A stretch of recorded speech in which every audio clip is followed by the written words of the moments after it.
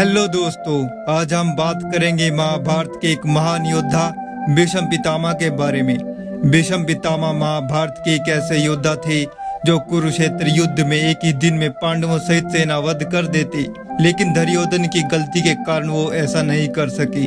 Video शुरू करने से पहले अगर आपने चैनल को सब्सक्राइब नहीं किया तो चैनल को सब्सक्राइब कर लीजिए ताकि आगे भी आपको ऐसी वीडियो मिलती रहे। राजा शांतनु और मां गंगा के पुत्र भीष्म पितामह ने सत्यवती और उसके पुत्रों को राज्याधिकार देने के लिए आजीवन ब्रह्मचर्य की प्रतिज्ञा ले ली थी और यह वचन दिया था कि वे हस्तिनापुर के राजा के प्रति जिम्मेदार रहकर उनका हर कदम पर साथ देंगे और हस्तिनापुर की शत्रुओं से रक्षा करेंगे।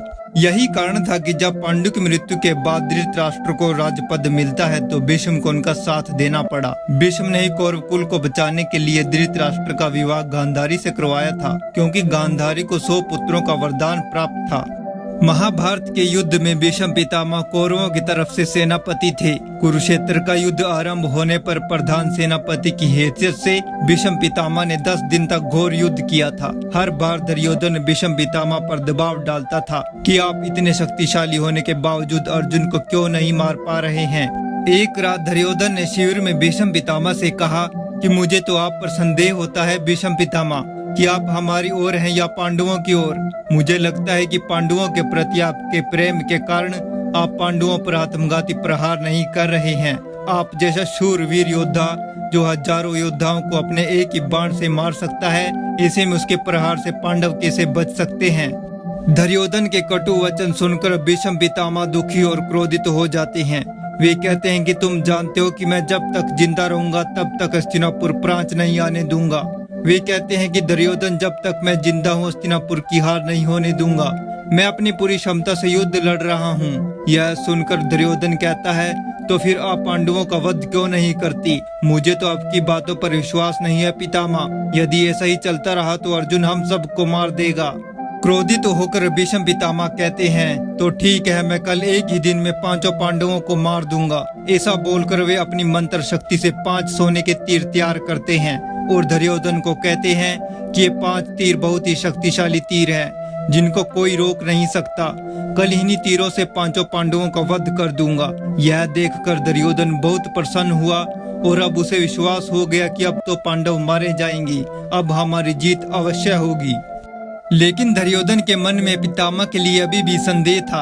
वह सोच रहा था कि हो सकता है कि पांडवों के प्रेम के प्रति पितामह इन तीरों का उपयोग ही ना करें या एक ही रात में यह तीर कहीं गायब हो जाएं। इस तरह की शंका के चलते दुर्योधन को एक तरकीब दिमाग में आई।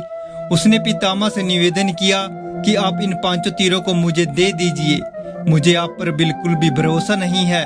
मैं यह तीर आपको केवल तब लौटाऊंगा जब आप कल युद्ध के लिए तैयार होंगे। तब तक के लिए यह तीर मेरे पास सुरक्षित रहेंगे। पितामह ने दुर्योधन की बात मान ली और उसे तीर ले जाने की अनुमति दे दी। दुर्योधन उन 5 तीरों को लेकर अपने शिविर में वापस लौट आया और अगले दिन का इंतजार करने लगा। उधर पांडवों के शिविर में यह खबर पहुंच गई थी कि भीष्म पितामह चमत्कारी तीरों से पांडवों का वध करने वाले हैं। श्री कृष्ण यह सब जानते थे, इसलिए उन्होंने दुर्योधन पर कड़ी नजर रखी थी। अपने गुप्तचरों का एक समूह दुर्योधन के पीछे ही लगा रखा था। इस खबर के मिलते ही श्री कृष्ण तुरंत अर्जुन के शिविर में पहुंच गए।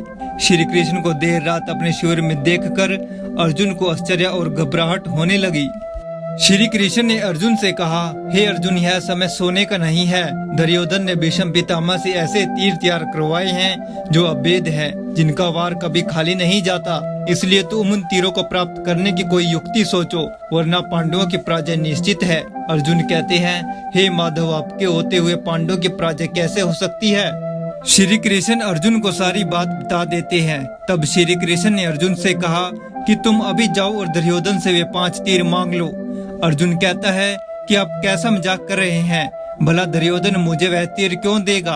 तब श्री कृष्ण कहते हैं, याद करो जब तुमने दुर्योधन को यक्ष और गंधर्वों के हमले से बचाया था। उस वक्त दुर्योधन ने तुमसे कहा था कि जिस तरह तुमने मेरी जान बचाई है, मैं तुम्हें वचन देता हूँ कि आवश्यकता के समय तुम मुझसे कुछ भी मांगोगे तो वह मैं तुम्हें दूंगा। यह सुनकर अर्जुन रोमांचित हो जाता है और वह तुरंत ही दुर्योधन के पास पहुंच गया और वह विनम्रता पूर्वक दुर्योधन से कहता है कि आज मुझे तुम्हारी आवश्यकता है, क्योंकि तुमने वचन दिया था कि मैं कभी भी तुमसे कुछ मांग सकता हूँ। क्या तुम अपना वचन निभाने के लिए तैयार हो? दुर्योधन कहता है कि हाँ, मुझे याद आ गया, मांगो, तुम क्या मांगना चाहते हो? अर्जुन कहता है कि यदि तुम क्षत्रिय धर्म और वचन के पक्के हो तो मुझे वो 5 स्वर्णिम तीर दे दो जो तुम्हारे पास हैं। यह सुनकर दुर्योधन चौंक जाता है और फिर वह बड़े भारी मन से उन तीरों को अर्जुन को देकर अपना वचन निभाता है। दोस्तों, अगर आपको वीडियो अच्छी लगी हो तो चैनल को सब्सक्राइब और वीडियो को शेयर एंड लाइक कर दीजिए।